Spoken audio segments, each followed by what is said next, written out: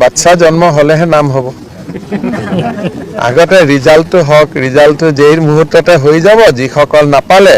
তেওঁলোকক কৈ দিম যে আপোনালোকে পইচাটো লৈ লওক আৰু যিসকলে পালে তেওঁলোকক কম যে দেউতাক মাকক গৈ পেলাই ভাল কৰি সেৱা কৰক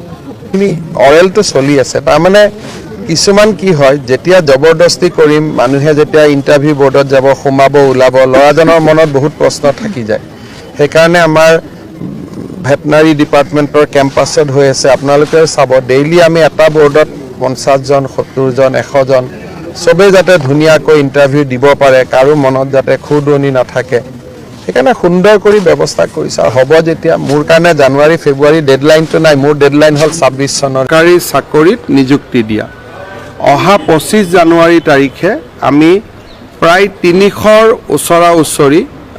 এই ধৰণৰ পৰিয়ালৰ লোকক আমি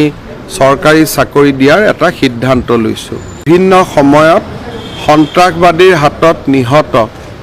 অসম পুলিচৰ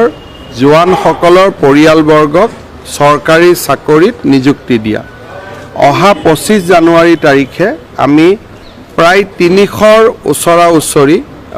এই ধৰণৰ পৰিয়ালৰ লোকক আমি